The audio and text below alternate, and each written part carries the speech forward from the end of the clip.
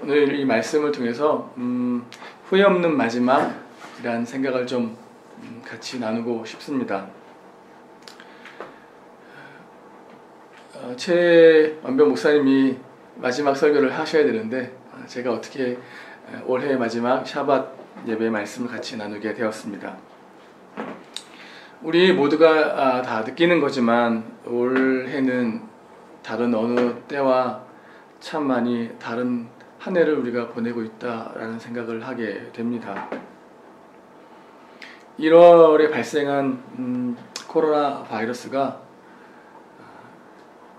1년이 다 되어가는 지금 이 순간에도 우리에게 그렇게 다가오고 또다시 3차 대유행이 시작되면서 이스라엘 땅에도 다시 봉쇄가 시작되고 있습니다. 처음 코로나 바이러스가 발생했을 때 우리가 굉장히 많이 당황을 했고 또 각자 모이는 기도 처소에서 우리가 정말 많이 기도했습니다. 회개하고 또 회개하고 주님의 그 이름 앞에 주님의 궁유를 구하는 기도를 참 많이 했던 것으로 기억합니다. 그러면서 때로는 아파하고 때로는 분노하고 때로는 탄식하고 때로는 슬픔이 계속 오갔던 날들이 지금도 여전히 계속 반복되는 것 같습니다. 코로나의 그 습격은 우리의 삶을 참 많이 바꾸어 놓았습니다. 뉴 노멀이나 언팩트 사회를 우리가 경험해야만 했고 또 마스크 착용이나 또 개인 위생 그리고 비대면은 우리 일상의 삶에 그냥 평범한 삶이 되어 버렸습니다.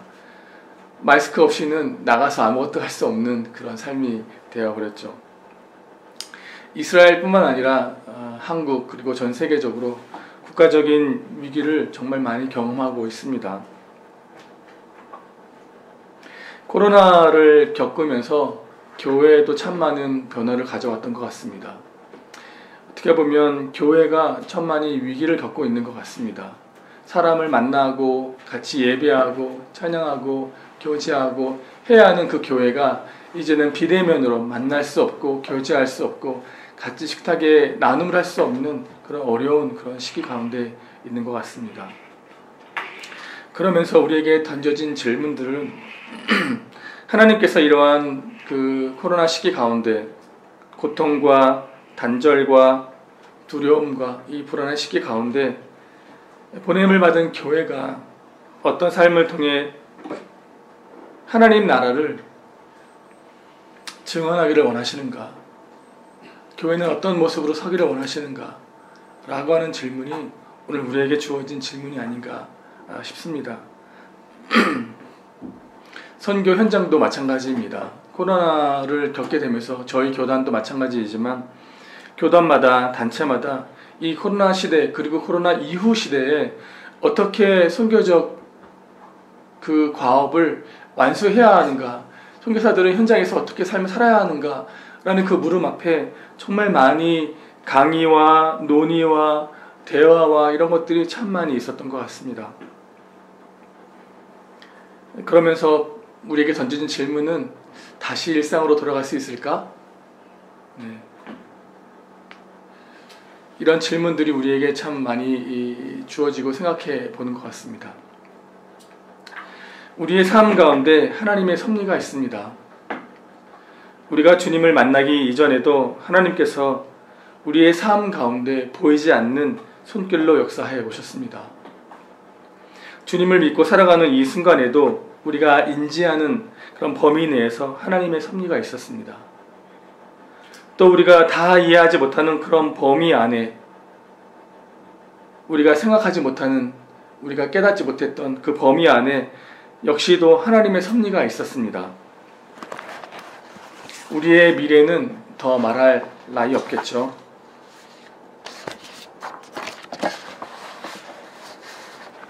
우리가 맞이하고 있는 지금의 현실 역시 저는 하나님의 섭리가 있다라고 믿습니다. 오늘 우리가 드려지는 이 마지막 샤밧 예배를 드리고 있는데요. 한 해를 뒤돌아보면 또 한 해를 정리하다 보면 그리고 또 다가오는 새해를 우리가 계획하고 또 구상하는 시간을 갖다 보면 늘 여러 가지 그런 생각들이 우리 삶 가운데 교차되는 것 같습니다. 많은 이들이 이스라엘 땅을 참 떠났습니다. 많은 한국 사역자들이, 많은 한국 목사님들이 이스라엘 땅을 떠났습니다. 참 안타까운 일인 것 같습니다. 그럼에도 불구하고 지금 이 순간 이 자리에 서 있는 것 역시 하나님에 대한 감사의 마음이 참 많은 것 같습니다. 한편에서는 죄송하고 또 부족하고 또 연약하고 이런 아쉬운 마음들이 우리 삶 가운데 참 많이 있습니다. 뒤돌아보면 하나님께서 부족한 우리에게 은혜 주시고 격려해 주시고 또 이 어려운 땅에서 살아갈 수 있도록 하나님께서 돌봐주시고 보이지 않지만 가장 확실한 하나님의 그 손으로 우리의 삶을 인도해 주셨습니다. 특별히 매일 삶 가운데 말씀을 주시고 또 우리의 삶을 인도해 가시는 것을 생각하면 정말 감사하지 않을 수 없습니다. 오늘 있는 이 자리가 지금까지 함께 하신 하나님의 은혜의 결과라고 믿습니다. 모든 것을 감사와 영광을 하나님께 올려드립니다. 그러면서 한편으로 생각해 보면 또 우리 자신을 되돌아볼 때 부족하고 연약함 때문에 주님 앞에 서기에 참 죄송한 마음이 참 많이 있습니다. 제가 그 설거지를 참 많이 하는데요. 설거지를 하다 보면 아내가 늘 얘기할 때 그릇을 참 많이 깨먹습니다. 컵도 깨먹고 뭐 그릇도 깨먹고. 그런데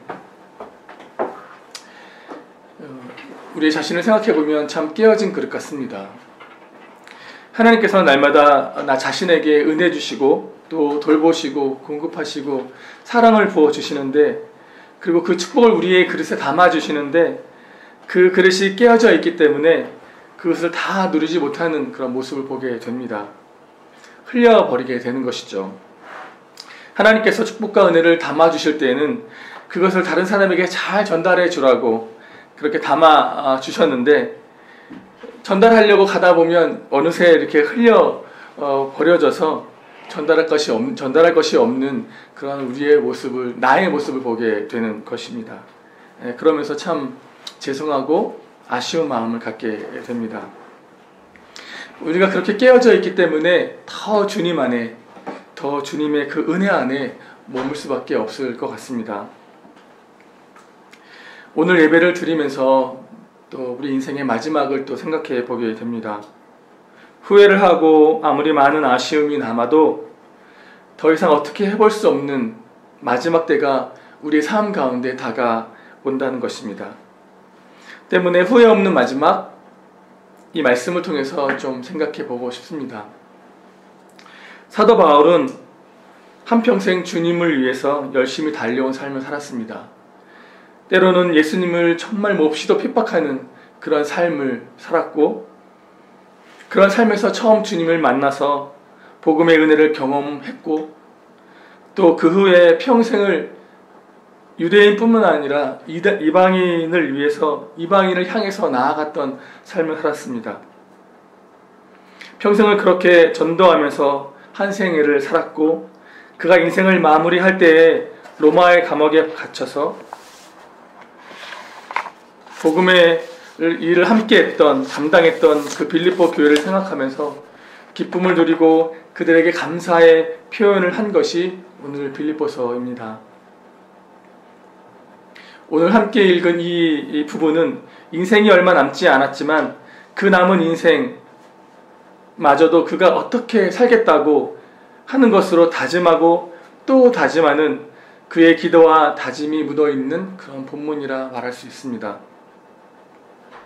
오늘 본문을 보면서 올해를 정리하고 후회 없는 마지막 삶을 위해서 우리가 어떻게 준비하며 어떻게 살아가야 할 것인가, 그리고 내일은 또 어떻게 살아낼 것인가에 대해서 몇 가지로 좀 살펴보고 싶습니다. 12절 초반에 보면 내가 이미 얻었다 함도 아니요 온전히 이뤘다 함도 아니다 이렇게 말하고 있습니다. 내 삶의 과거를 잘 정리하는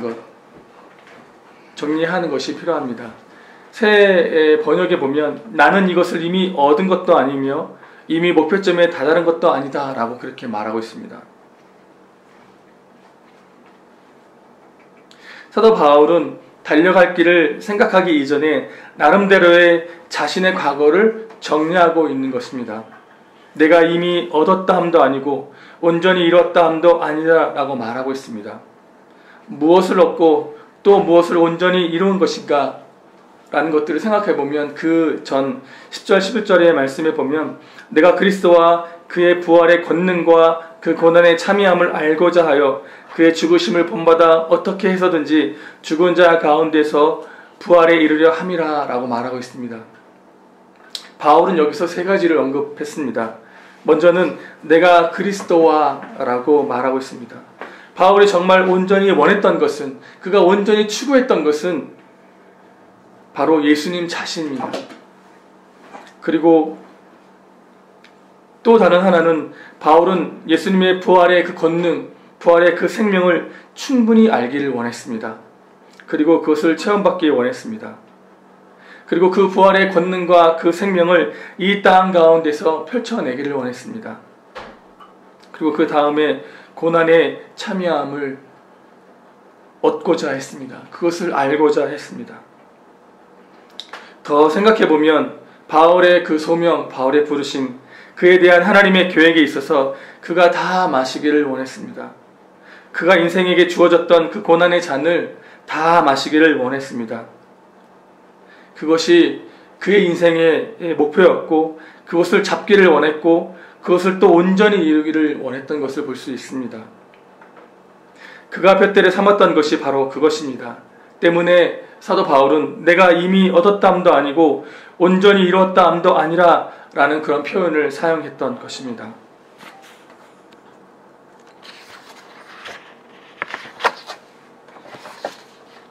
바울의 삶을 우리가 살펴보면 그는 정말 참 많은 일을 했습니다. 우리가 상상할 수 없는 그런 많은 일을 했습니다. 그 수고와 그 고난과 그 복음을 위해서 살았던 그 삶을 보면 정말 많은 일을 했습니다.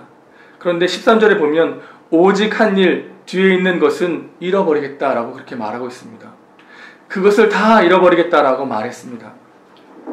많이 했지만 다 끝난 것으로 마침표를 찍고 다시 시작하겠다라고 그렇게 말하고 있는 것입니다. 정리해 본다면 그는 그의 과거를 잘 정리하고 미래를 향해서 나아가고 있습니다.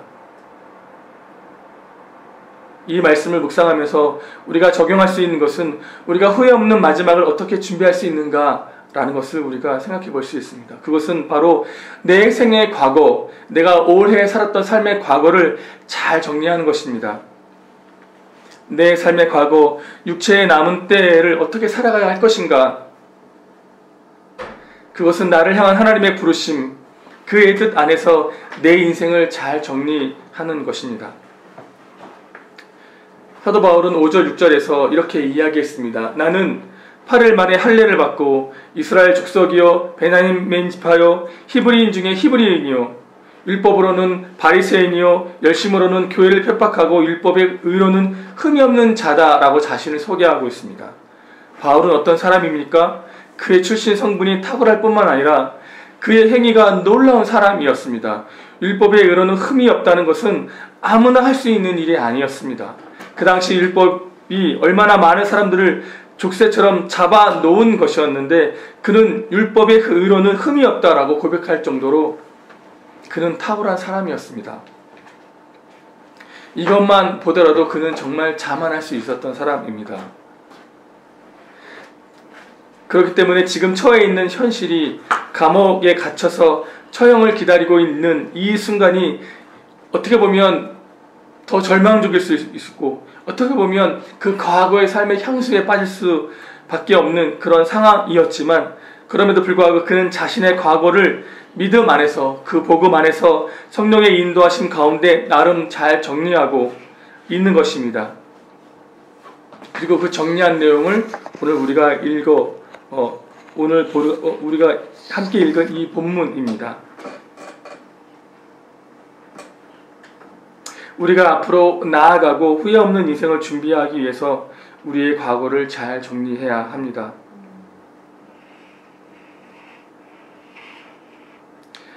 사도 바울처럼 하나님께 쌓아온 그 업적들 주님의 이름으로 잘 정리하고 내가 잃어버리겠다라고 하는 그런 마음으로 새 출발을 다짐하고 나아갈 때 후회 없는 미래의 삶으로 잘 준비하고 나아갈 수 있을 것입니다. 여러분 한 분 한 분의 삶도 우리가 잘 뒤돌아보면 참 많은 일들을 하셨을 것입니다. 주님을 위해서 고난을 받고 복음 전도회를 하고 여러분의 재정을 쏟아붓고 주님을 위해 섬겨왔던 수많은 일들이 여러분 삶 가운데 주마등처럼 흘러갔을 것입니다. 그러나 한 해를 보내면서 그 은혜에 하나님의 은혜, 주님의 은혜에 다 묻으시기 바랍니다. 그렇지 않다면 우리는 공로의식에 빠지게 될 것입니다. 내가 이만큼 했어. 내가 이만큼 하나님의 일을 이루었어. 라고 하는 그런 공로의식에 빠지는 그 순간 우리는 덫에 걸리게 되고 말 것입니다. 그리고 앞으로 나아가지 못하게 될 것입니다.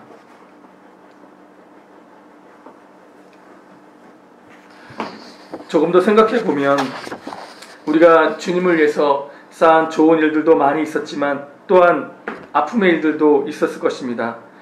우리의 마음을 아프게 했던 것들, 우리의 마음이 아팠던 것들, 또한 우리가 다른 이의 마음을 아프게 했던 것들, 나를 화나게 했던 그런 사건들, 사람들, 내가 다른 사람을 화내게 했던 여러 가지 일들, 이 모든 것들을 주님의 은혜 안에 정리하고 새해를 주님의 이름으로 새롭게 열어가기를 주님의 이름으로 축복합니다. 고린도후서 5장 17절의 말씀에는 누구든지 그리스도 안에 있으면 새로운 피조물이다. 이전 것은 지나갔으니 보라 새 것이 되었도다 라고 우리에게 말해주고 있습니다. 우리가 그리스도 안에 있으면 새 사람이 되는 것뿐만 아니라 매일매일 서로 하실 수 있다라고 말해주고 있습니다. 예수 그리스도의 보혈의 피로 말미암아 우리가 매일매일 서로하실 수 있음을 고백합니다. 지금 이 시간 혹시 내가 다른 사람에게 상처 주었던 일이 생각나거든. 혹시 반대로 나에게 상처를 받았던, 나에게 상처를 주었던 사건이나 사람이 생각이 난다면 지금 이 시간 바로 예수님의 이름으로 주님께서 우리에게 주시는 그 우리를 용서해 주신 것처럼 다 용서하고 우리의 마음의 감옥을 열어서 우리 모두 해방시켜 주기를 주님의 이름으로 바랍니다. 다시 한번 그렇게 생각나는 것이 있다면 주님, 내 마음에 갇혀있던 그 감옥의 문을 열어서 예수님의 이름으로 용서하고 용서받기를 원합니다. 라고 하는 그런 고백을 하기를 원합니다. 두 번째는 내 삶의 소명, 그 부르심이 무엇인지 확인해야 하는 것입니다. 13절, 14절의 말씀을 보면 앞에 있는 것을 잡으려고 표대를 향하여 그리스도 예수 안에서 하나님이 위에서 부르신 부름의 상을 위해서 달려가노라 라고 그렇게 바울은 고백했습니다. 사도 바울은 이렇게 이야기했습니다. 내가 이미 얻었다 함도 아니요 온전히 이루었다 함도 아니요 오직 내가 그리스도 예수께 잡힌 바 된 그것을 잡으려고 달려간다. 형제들아 나는 내가 잡은 줄로 여기지 아니하고 오직 한 일 즉 뒤에 있는 것은 잊어버리고 앞에 있는 것을 잡으려고 표대를 향하여 그리스도 예수 안에서 하나님이 위에서 부르신 부름의 상을 위하여 달려가노라. 달려간다는 그런 이야기가 두 번 등장합니다. 후회 없는 마지막을 준비하기 위해서 우리 삶의 소명, 즉 부르심을 늘 확인해야 한다는 것입니다. 내 삶에 잡힌 바 된 그것을 늘 확인해야 하는 것입니다. 여러 가지로 표현할 수 있을 것입니다. 내 삶의 목적, 내 삶의 비전, 내 삶의 의미, 내가 이 땅에 살아가는 삶의 이유, 내가 지금 여기 있는 이 순간, 모든 것을 말해서 사용할 수 있지만 핵심적인 것은 내 삶의 소명, 내 삶의 부르심이 무엇인지 확인하는 것입니다. 성경을 읽다 보면 당시 아주 유명했던 달리기 경주를 배경으로 해서 친숙한 달리기 경기를 통해서 영적 진리를 설명하는 그런 부분들이 여기저기에서 참 나옵니다. 오늘 우리가 읽었던 이 본문에서도 마찬가지입니다. 하나님께서 부르신 그 인생을 살아가는 것을 달리기로 생각합니다. 그리고 표대, 즉 달리는 사람이 마지막으로 달려야 하는 그 피니시 라인, 그 깃발을 향해서 달려 나아가야 하는 것을 이야기하고 있습니다. 그것을 향해서 달려간다는 말씀입니다. 우리가 성경을 읽다 보면 열심히 달려가는 것은 매우 중요한 일입니다. 그러나 더 중요한 것은 방향입니다. 우리가 방향이 틀리게 되면 그 달려간 만큼 손해입니다. 다시 와서 제 자리에서 다시 달려가야 한다면 그 간만큼 다시 돌아와야 하는 것입니다. 우리가 열심을 향해서 열심을 내서 살아가는 것은 매우 중요하지만 그런데 그것보다 더 중요한 것은 그 방향이 더 중요합니다. 사도 바울의 표대는 예수 그리스도였습니다. 그리스도와 부활의 권능과 고난에 참여하는 것이었습니다.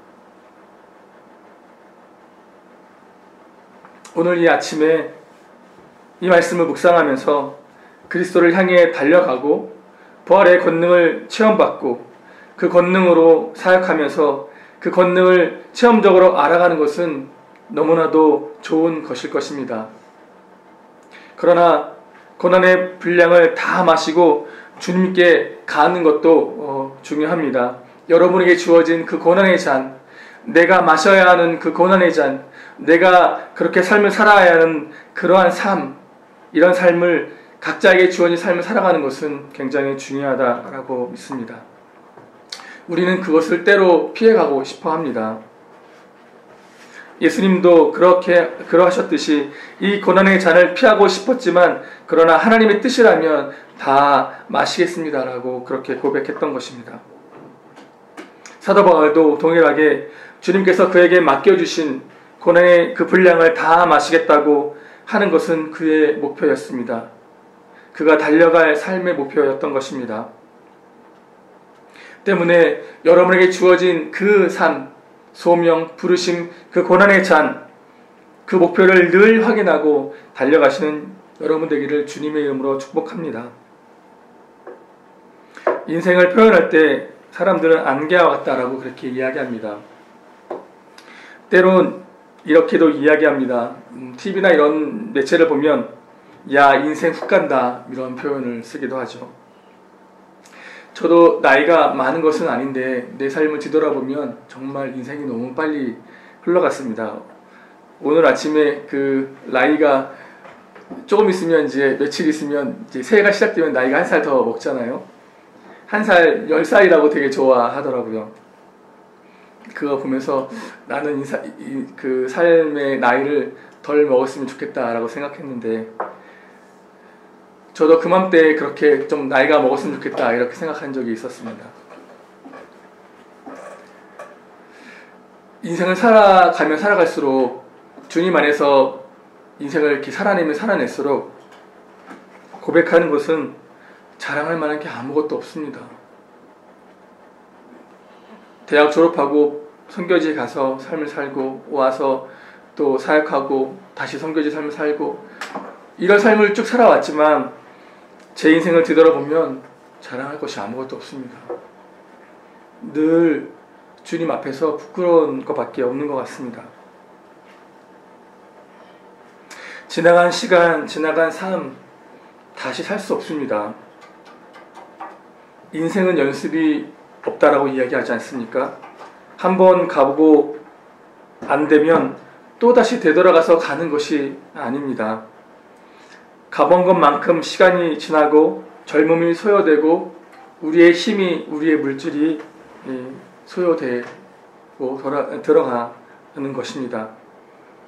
그렇기 때문에 열심히 달려가는 것도 중요하지만 내 인생에 하나님이 가 있기를 원하는 그곳에 어디인가, 그곳이 어디인가, 그 방향이 어디인가 알고 그 방향으로 달려가는 것은 너무나도 중요하다라고 그렇게 믿습니다. 그렇게 열심히 살아왔는데, 그렇게 열심히 달려왔는데 그 방향이 아니라면 정말 당황스러울 것 같습니다.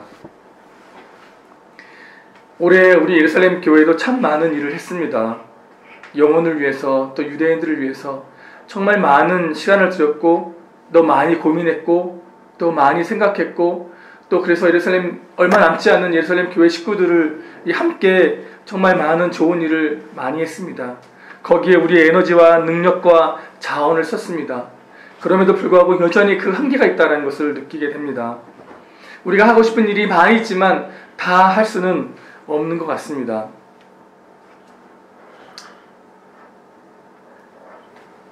그러니까 하나님께서 예루살렘 교회에게 이것을 해야 한다고 하는 그 분명한 것을 다시 발견하고 더 그렇게 나아가는 교회가 되기를 원합니다. 제가 2016년 1월에 예루살렘 교회를 처음 와서 지금까지 특별한 일 아니면 거의 이렇게 교회를 같이 참여하고 같이 했었는데, 요번에만큼 예루살렘 교회 사람이 없는 것은 정말 처음인 것 같습니다. 지난 어제인가요? 그죠? 어제 모임 했었나요? 어제 나사렛 교회에서 성탄 예배의 모임을 하면서 마음에 참 좋고 즐겁고 행복하지만 한편으로는 교회 사람이 없으니까 마음이 너무 이렇게 좀 아프더라고요. 이렇게 많이 떠났구나라는 그런 생각을 하게 되니까 교회를 좀 나름 사랑하는 입장으로서는 마음이 좀 아팠던 것 같습니다. 그럼에도 불구하고 하나님께서 우리 교회에게 분명히 말씀하시는 그 말씀이 있다라고 믿습니다. 그 방향을 향해서, 그 영혼을 향해서 우리의 재원과 우리의 에너지와 우리의 능력과 우리의 모든 것을 비록 작은 인원이지만 열심을 다해서 힘을 쏟아내기를 주님의 이름으로 부탁드립니다. 우리가 방향 없이 가는 것이 아니라 푯대를 분명하게 보고 낭비하지 않고 분명히 그 방향으로 나아갈 수 있도록 우리 교회를 위해서 많이 기도해 주시기를 부탁드립니다.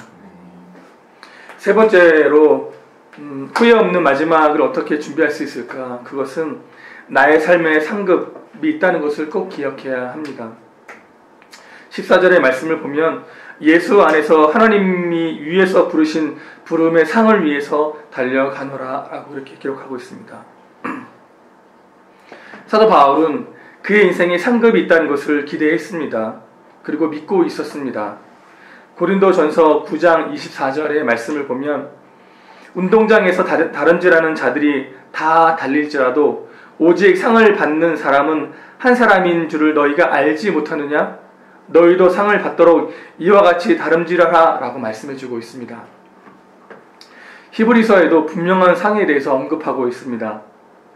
모세의 생애를 말하면서 히브리서 11장 26절의 말씀을 보게 되면 그리스도를 위해서 받는 수모를 애굽의 모든 보화보다 더 큰 재물로 여겼으니 이는 상 주심을 바라봄이라 라고 그렇게 이야기하고 있습니다. 모세는 상 주심을 바라보았다 라고 말씀해주고 있습니다. 또한 히브리서 11장 6절에서도 믿음이 없이는 하나님을 기쁘시게 하지 못하나니 하나님께 나아가는 자는 반드시 그가 계신 것과 또한 그가 자기를 찾는 자들에게 상 주시는 이심을 믿어야 할지니라 라고 말해주고 있습니다. 요한도 동일하게 이야기했습니다. 요한계시록 14장 13절에 보면 또 내가 들으니 하늘에서 음성이 나서 이르되 기록하라 지금 이후로 주 안에서 죽은 자들이 복이 있도다 하심에 성령이 이르시되 그러하다 그들이 수고를 그치고 쉬리니 이는 그들의 행한 일이 따름이라 하시더라 라고 말해주고 있습니다. 어떤 번역에서는 그들의 업적이 언제나 남아있기 때문이다 라고 그렇게 이야기했습니다. 그들이 이 땅에서 수고해 놓은 그 업적이 그들이 간 다음에도 여전히 남아있기 때문이다 라고 하는 그런 상급에 대한 언급을 하고 있습니다.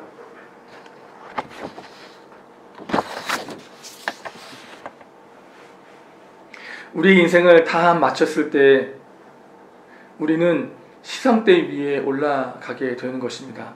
성경에 보면 상급이란 단어를 헬라어로는 그 브라부슈에서 나온 단어를 사용했습니다.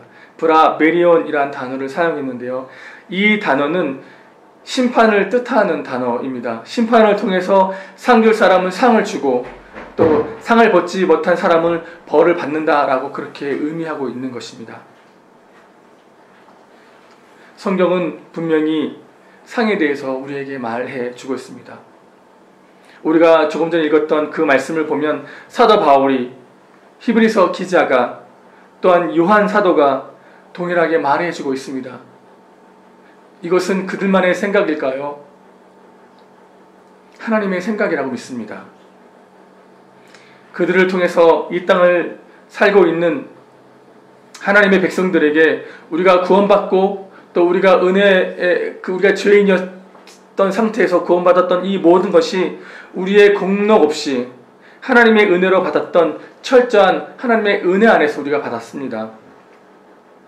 이것이 첫 번째 하나님의 심판이라면, 생명의 심판이라면, 두 번째는 행위의 심판이 있게 되는 것입니다. 행위의 심판에서 상벌이 결정되는 것입니다. 성경은 우리에게 이것을 가르쳐 주고 있습니다. 분명하게 우리의 마지막 남은 생에 있어서 그 세말날이 우리에게 다가온다라고 하는 것을 우리가 늘 생각해야 합니다.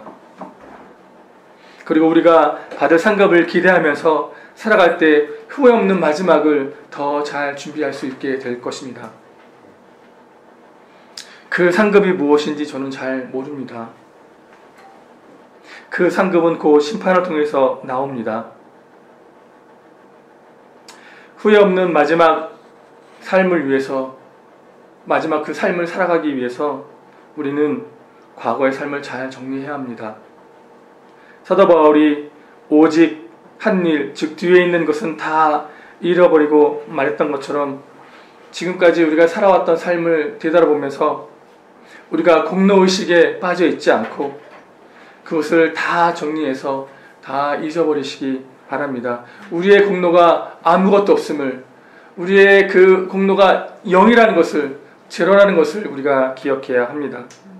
그리고 우리의 부르심이 무엇인지, 내가 이 땅에 살아가는 그 소명이 무엇인지 다시 한번 생각해보고 우리의 방향을 다시 한번 재조정하는 그런 귀한 시간이 되기를 예수님의 이름으로 축복합니다. 그리고 마지막으로 표대를 향해서 우리에게 상 주시는 이심을 바라보는 그 이심을 믿음으로 바라보면서 우리가 한 해를 정리하고 2021년 새해를 우리 모두가 잘 준비하는 그러한 저와 여러분 되기를 주님의 이름으로 축복합니다. 한번 기도하겠습니다.